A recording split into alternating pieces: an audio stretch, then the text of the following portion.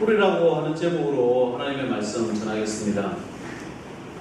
미국 드라마는 참 재밌는 것 같습니다. 줄여서 미드라고도 이야기를 합니다. 흥미도 있고요, 시사성도 있습니다.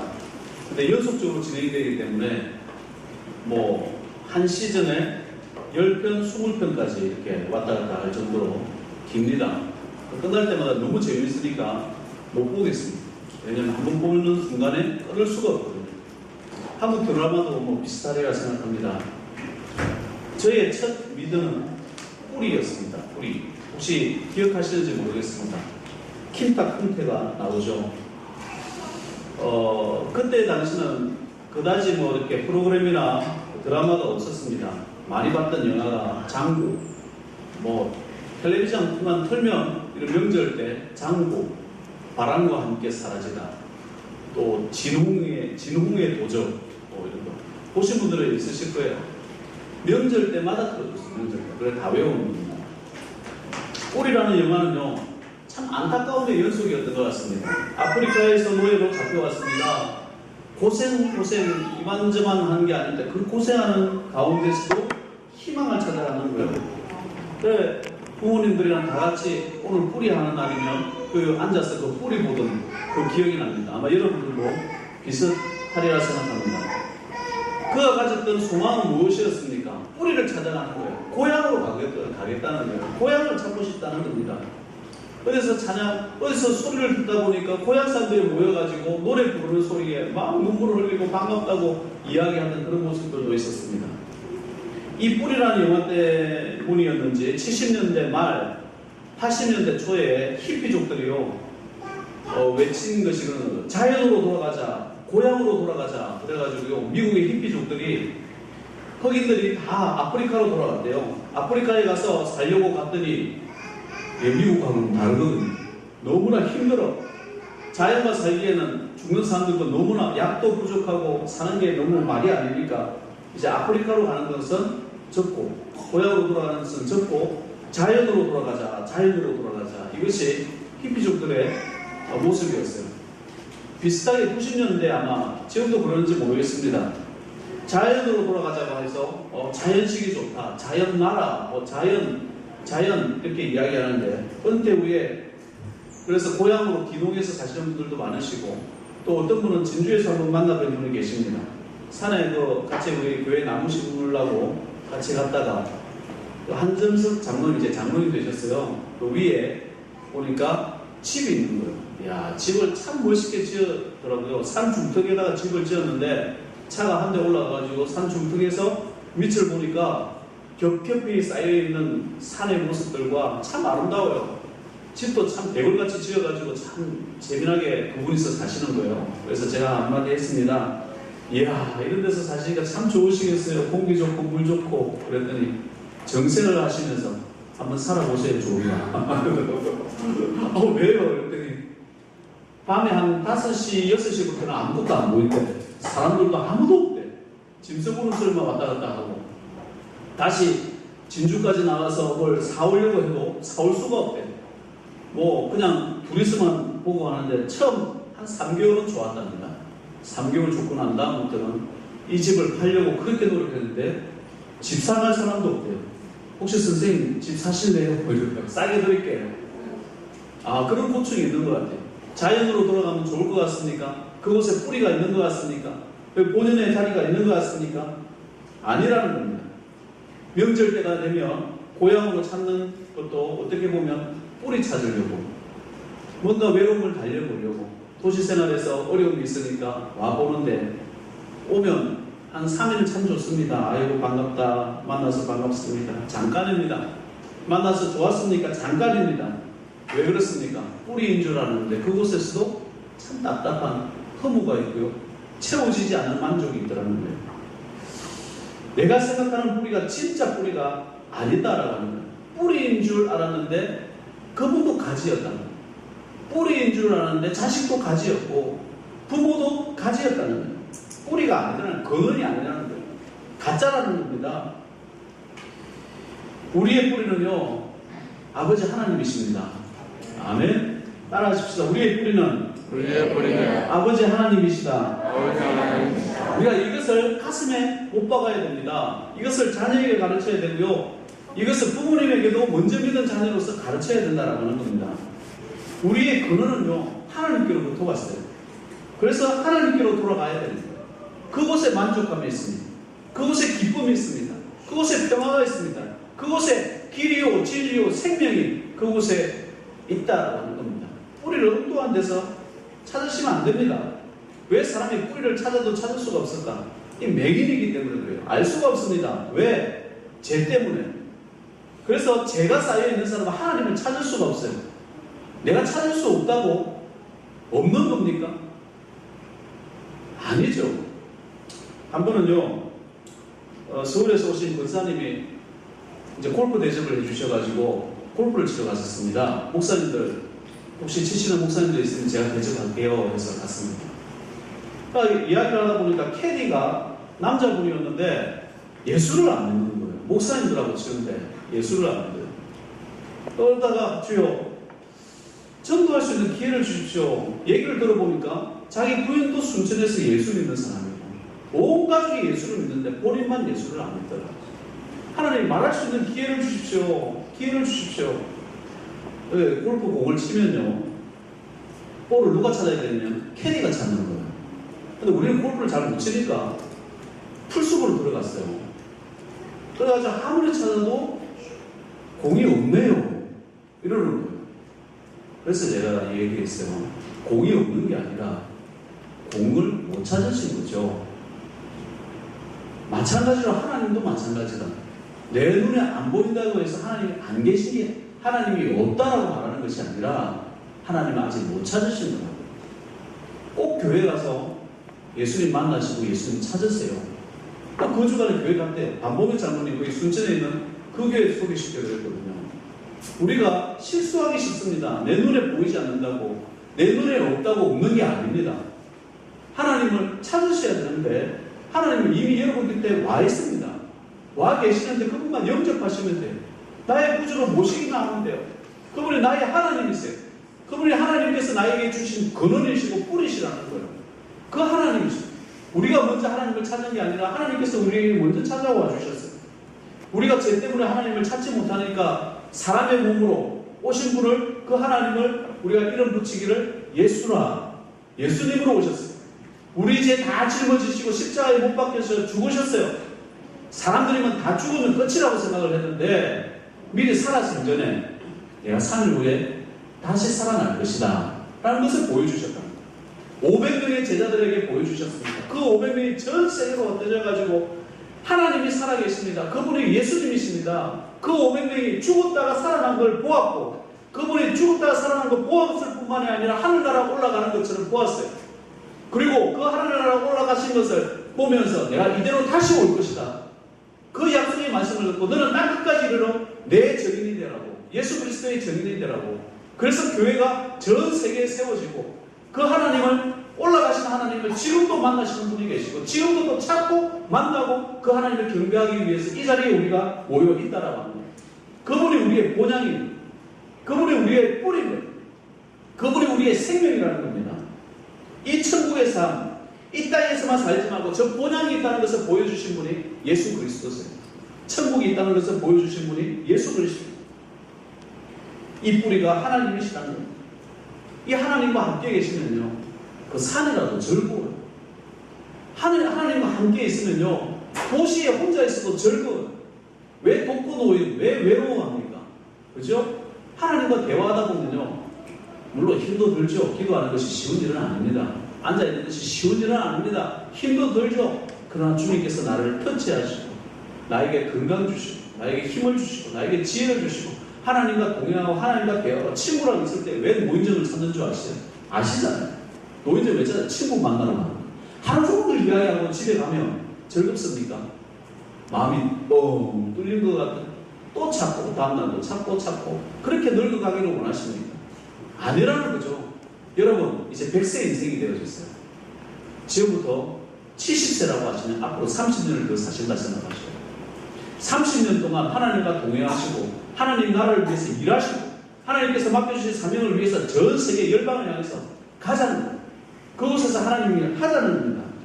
하나님과 함께 있으면요, 내가 있는 곳이 본향이 되어지는 겁니다. 왜 그렇습니까? 그분이 본향이시기 때문에, 그분이 뿌리시기 때문에, 그분이 근원이시기 때문에 그렇다라는 겁니다. 오늘 말씀에 나의 종 야곱, 내가 택한 이스라엘아, 이제 들으라. 너를 만들고 너를 모태에서부터 지어낸 너를 도와줄 여호와가 이같이 말하노라. 나의 종 야곱, 내가 택한 여수로나 두려워하지 말라. 이 2절 말씀에 내가 택한 여수로 의로운 자야, 이런 뜻입니다. 내가 택한 내 백성, 내 아들, 내 딸, 내 야곱, 내 이스라엘아, 내 것이라는 거예요. 하나님 주제는 내가 너를 지었다는 거예요. 내가 너를 만들었다는 거예요. 제발 배신 좀 하지 말라는 거예요. 제발 하나님 모른다 얘기하지 말라는 거예요. 제발 하나님 앞에 와서 얼굴을 보이라는 거예요. 모태라, 내가 부모의 몸을 빌려서 만드신 분은 하나님께서 나를 만드셨다는 거예요. 그 만드신 이는 하나님이시다. 아버지 하나님이시다. 그분이 나의 하나님이시고 본향이 뿌리라. 여러분이 생각하는 조상에 대해서 우리가 정확하게 좀 알아야 될 필요가 있는 것 같아요. 부모의 몸을 빌리신 거예요, 하나님께서. 그것을 조상이라고, DNA를 빌리신 거예요. 그러나 생명은요, 근원적인 생명에게서 오는 겁니다. 과학이 아무리 발달해도 생명은 만들 수가 없어요. 원 생명이 어디서부터 왔느냐? 원 생명이 어디서부터 왔느냐? 마태복음 22장에 보면 이런 말이 나와요. 좀 이따 말씀드리겠지만 마태복음 1장에도 족보 이야기가 나옵니다. 하나님으로부터 아담부터 착착착 해가지고 예수님까지 족보 이야기가 나옵니다. 집에 가서 한번 읽어보시면 누가복음 3장에 보면요, 뒤에서부터 시작해요. 요셉부터 시작해가지고 그 아버지, 그 아버지, 그 아버지, 그 아버지, 마지막 37장에 그 위는 모두셀라요, 그 위는 에녹이요, 그 위는 야렛이요, 그 위는 바알랄렐이요, 그 위는 가이난이요, 그 위는 에노스요, 그 위는 셋이요, 그 위는 아담이요, 그 위는 하나님이시니라.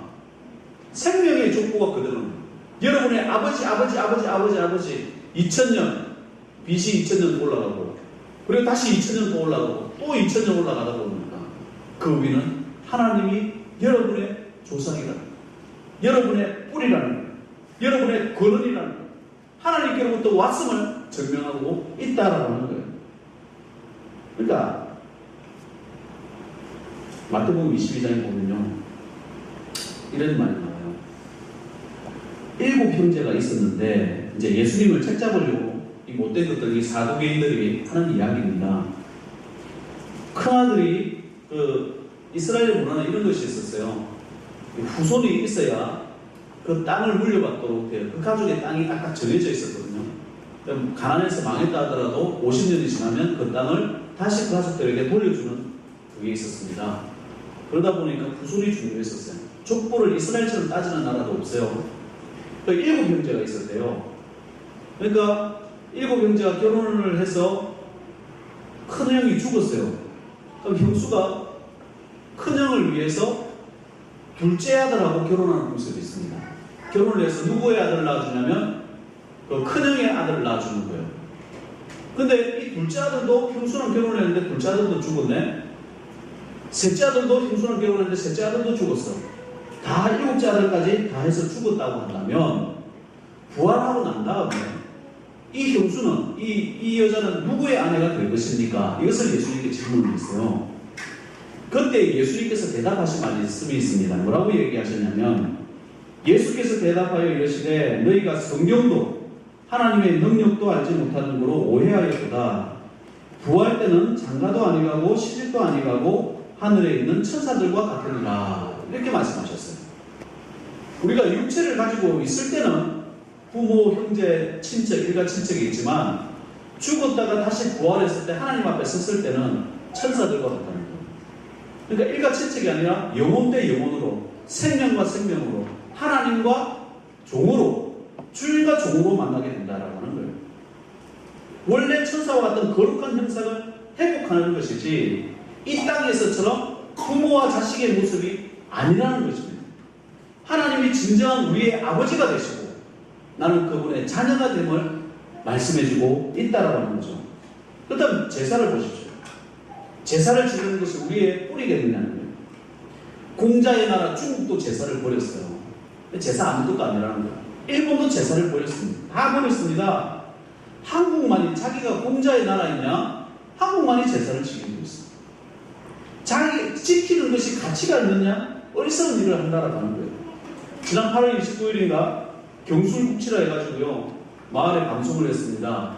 어떤 방송을 했죠? 조기를 좀 달아주세요. 그러니까 조기를 위로 달고 마을 사람들이 다 조기를 달아라 하는데 조기가 뭔 뜻인지 모르고 그냥 달아놨어요. 조기는 이렇게 깃발을 내려서 다는 거예요. 깃발을 내려서 다는 겁니다.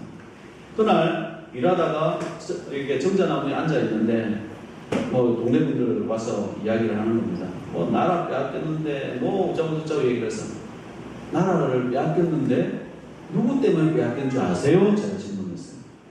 왜 나라가 팔렸는 줄 아세요? 왜 국치라고 이야기하는 줄 아세요?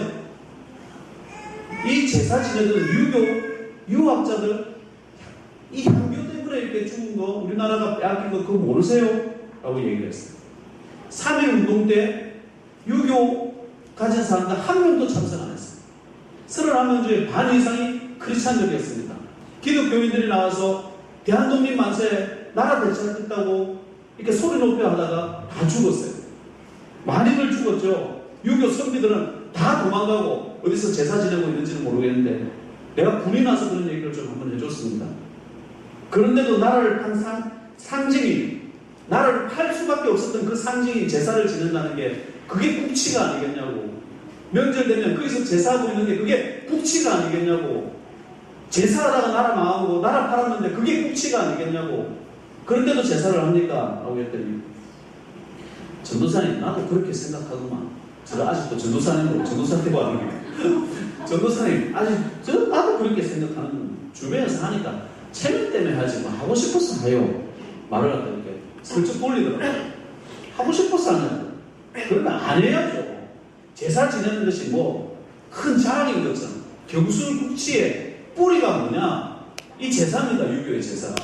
그 제사를 지내는 것은요, 일본 앞자리보다 더 수치스러운 거예요. 일본은 나라를, 그죠? 어떻게 일본 입장에서 한번 보세요. 나라를 점령했잖아요. 제사 지내다가 나라 빼앗긴 사람들이 그 민족이 우리의 모습이라는 거예요.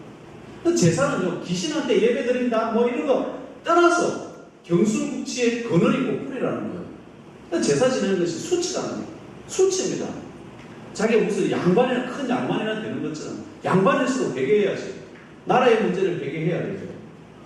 할일 합방을 스스로 인정하는 것이 뭐냐? 제사 지내는 거예요. 그래서 저는 제사 지내서는 안 된다 생각하는 거예요. 다른 방법으로 하라는 거예요. 하나님께서 우리에게 생명을 주셔서 우리가 존재하는 겁니다. 나라도요, 하나님께서 지켜주셨기 때문에 기독교인들이 얼마나 많은 피를 흘렸습니까? 주기철 목사부터 시작해서 얼마나 나라 찾겠다고 눈물로 기도하고 눈물로 유관수 누나 얼마나 눈물로 기도하고 그렇게 하면서 죽어가면서 하나님께 기도했습니까? 이 나라 되찾게 해달라고. 이 나라를 살려주신 분도 하나님이시라는 거예요. 우리의 생사화복을 주관하시는 하나님이시라는 거예요. 하나님께 예배자로서 우리가 이 자리에 있는 거예요. 제사를 지내도요, 하나님께 예배드린 것이 제사입니다. 이 자리에 축복받기 위해서 이 자리에 나오는 것이고, 여러분 생사화복을 주관한다는 뜻이 뭡니까? 여러분을 축복하시는 분도 하나님이시라는 거죠. 그것 때문에 이 자리에 있다라고 하는 겁니다. 우리의 진정한 뿌리를 잊지 마시기 바랍니다. 하나님이십니다. 우리에게 복을 주시는 분도 하나님이십니다. 여러분들을 잘 가지게 하고 길을 열어주시고 힘을 주시고 능력을 주시고 은혜 주시고 앞으로 미래의 소망이 되시는 분도 하나님이십니다. 70세가 넘었으니까 이제 뭐 우리가 소망이 없습니다. 그런 소리 하지 마십시오. 하나님은 능력 많으시고 전지전능하신 분입니다. 70세 이후부터 모세는 80세부터 일을 했어요. 그죠? 80세부터 일할 수 있도록 하시는 분이 하나님이시다. 하나님 믿으십니까? 자신감 가지십시오. 건강에 문제 있습니까? 하나님께 건강 달라고 하십시오. 평생에 하나님께 매달리십시오. 그 축복으로 살아가는 겁니다. 3절 말씀에 어떻게 복을 주시냐? 나는 목마른 자에게 물을 주며 마른 땅에 시내가 흐르게 하며 나의 영을 내 자손에게 나의 복을 내 후손에게 부어주리니 그들이 풀 가운데서 솟아나기를 시냇가에 버들같이 할 것이라. 하나님께서 복을 주시는데요, 시냇가에 풀 위에 있는 시냇가에 버들나무같이 할 것이라. 이 말씀을 읽는데 우리 교회는 그랬어요. 우리 교회네. 우리 교회에 버들나무가 몇 그루 있을까요?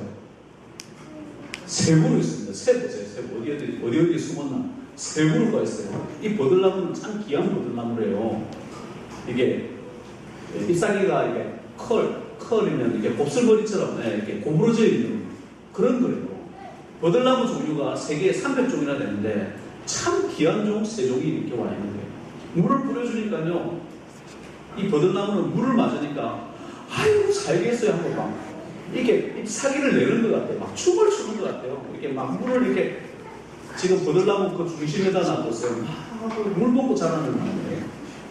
오늘 말씀처럼 풀 가운데에 솟아나기를 시냇가에 버들같이 할 것이다. 축복을 이렇게 주신다는 거예요. 너무 잘 심었습니다, 집사님. 너무 잘 심었어요. 말씀 그대로예요. 풀 가운데 버들나무 같이. 그렇게 축복해 주시는 분이 아버지 하나님. 잔디 가운데 솟아나요. 나중에 못 보신 분들 버들나무 한번 보십시오. 얼마나 아름다운지. 축복하시는 우리 아버지 하나님. 그런적인 아버지 하나님. 나의 영을 내 자손에게, 나의 복을 내 후손에게 부어주리니. 나의 영이 뭡니까? 성령 하나님. 그 성령 받는 것이 축복이라는 거예요. 내 자손에게, 여러분의 자손들에게 성령을 부어주어서 세상을 능력있게 축복된 삶을 살아라. 이것이 하나님의 약속이라는 거예요. 그 상징이 뭐라고요? 버드나무예요.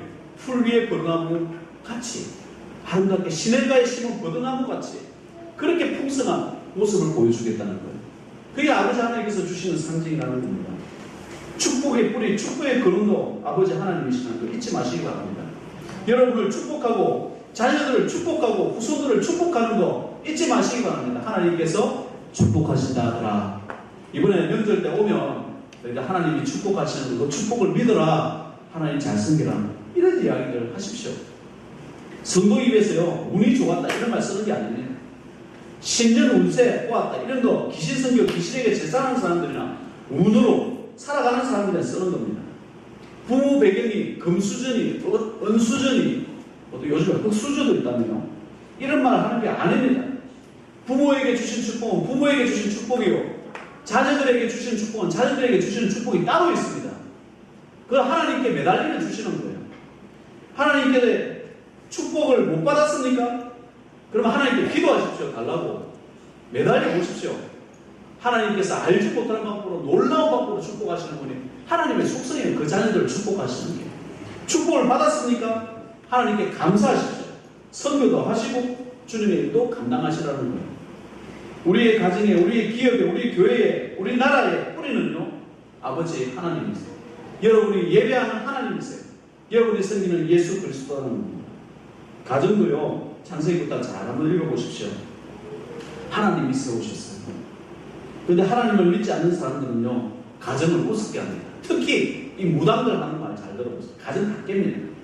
무당들 주변에 있는 사람들 보십시오. 다 가정들 다 박살내버립니다. 가정을 우습게 합니다. 왜? 하나님께서 만드셨으니 악한 영은요, 하나님께 반하는 행동을 하기 때문에 그래요. 그러면 안 됩니다. 가정도 귀하게 해야 돼요. 또 교회도 축복의 통로입니다. 교회를 귀하게 해야 됩니다. 하나님의 사람은요, 말씀 시간이나 모든 예배 시간에 집중합니다. 교회를 귀하게 해야 된다고 하는 거예요. 사도행전 20장 28절에 보면 여러분은 자기를 위하여 또는 온 양떼를 위하여 삼가라. 성령이 그들 가운데 여러분을 감독자로 삼고 하나님이 자기 피로 사신 교회를 보살피게 하셨느니라. 하나님께서 교회를 세우실 때 자기 피로 사신 교회, 자기가 피를 흘려서 세우신 교회라는 거예요. 그럼 마귀가, 악한 영이 하나님의 교회에 반하겠죠. 교회에 와가지고 분란 일으키겠죠. 교회에 어려움을 주겠죠. 이 축복의 통로가 되어져야 되는데 축복의 통로가 안 되도록 만들어버리지 않겠어요? 그럴 때 여러분들이 깨달으시라는 거예요. 교회는 따라하십시다. 교회는 축복의 통로다. 축복의 통로다. 교회는 축복의 통로다. 축복의 통로다. 여러분, 교회를 통해서 축복을 받습니다. 교회를 통해서 역사가 일어나는 거예요. 그 믿음 잊지 마시기 바랍니다. 교회가 역사하는 힘이 굉장히 큽니다. 우리가 그 적은 수로 13명의 성도를 가지고 아름다운 교회를 세워가는 것이 불가능합니다. 근데 하나님께서 깨나가시잖아요. 정자나무에 앉아있다 보면요, 마을 분들이 교회에 대해서 어떻게 이야기를 하나 이런 게 잘 들려요. 앉아있다 보니까 어떤 할머니가 그런 얘기를 하더라고요. 하나님은 살아계신 것 같아요. 왜? 그렇게 교회가 넘어질 듯 쓰러질 듯 아무리 핍박하고 어렵고 어려운데 넘어질 듯 쓰러질 듯 하면서도 교회가 구축 세워가다는 거예요. 그게 우리 힘으로 될 수 있다고 생각하십니까? 하나님께서 생명 주셨기 때문에 가능하다라고 하는 겁니다. 여러분, 교회는요 축복의 통로입니다. 교회 안에서 나쁜 소리 듣게 되면 여러분 축복이 막히겠구나. 주여 감사합니다. 아이고 주님 나쁜 소리 듣게 해주셔서 감사합니다. 아이고 나쁜 소리 감사합니다. 그냥 감사로 그냥 막아버려요. 감사로 은혜로 막아버려야 됩니다. 그 사람 욕하지 말고. 이번에 여러 일들이 있었지만 우리 전화 여러분들 다 회개하십시다. 왜냐하면 그게 묻어나거든요. 그러니까 내 잘못입니다. 내가 그 미리 단돌이 못한 건 내 잘못입니다. 다 회개하셔야 돼요. 회개하셔야 돼요. 그러면 나한테 거룩함이 있고 기쁨이 있고 은혜가 있고 용서함이 있고 사랑이 넘치고 주님의 속성을 닮아간다. 교회는 위로가 넘쳐야 됩니다. 좀 힘드신 분 있습니까? 힘든 삶이 있었습니까? 주님 앞에 위로받으시기 바랍니다. 또 옆에 사람들은 서로 위로해 주시기 바랍니다. 사랑합니다. 감사합니다. 이런 말들 우리 한번 해보십시다. 옆에 사람에게 사랑합니다. 어색합니까? 감사합니다. 더 크게 감사합니다. 사랑합니다. 좀 나한테 섭섭하게 했을 수 있잖아요. 죄송합니다. 인사하십시오. 죄송합니다. 말을 안 합니다. 죄송합니다. 사과 받으니까 좋다고. 그래, 용서해 줄게. 다시 용서합니다. 용서합니다. 이것이 성도들이 가져야 될 힘이라고 생각합니다. 파워라고 생각합니다. 축복이 되시기 때문에. 교회의 머리를 그리스도가 하는 것은요, 하나님께서 독생자 예수 그리스도를 우리의 죄를 사하기 위해서 선물로 주셨기 때문에 그렇습니다. 그래서 하나님께서 죄를 지었지만 여러분을 인정하는 겁니다. 죄를 지었지만 여러분을 축복하는 겁니다. 축복 받으시기 바랍니다. 우리 앞에 축복합니다. 한번 인사하겠습니다. 축복합니다. 아멘. 그 축복 많이 영원토록 받으시기를 주의 이름으로 축원드립니다. 은혜를 기억하면, 그 사랑을 기억하면 우리가 교회에서 함부로 하지 못하고요, 늘 하나님께 영광 올려드리게 된다라는 겁니다. 창세기에 땅에 충만하라, 땅을 정복하라, 땅을 다스리라고 그랬습니다. 여러분, 하나님 믿는 사람은요, 땅에 충만하고 땅을 정복하고 땅을 다스리는 사람입니다. 자유가 있기 때문에, 하나님으로부터 능력이 있기 때문에 그래요. 하나님이 축복의 뿌리시고 근원이시기 때문에 그렇습니다. 우리의 뿌리는 하나님 아버지십니다. 잊지 마십시오.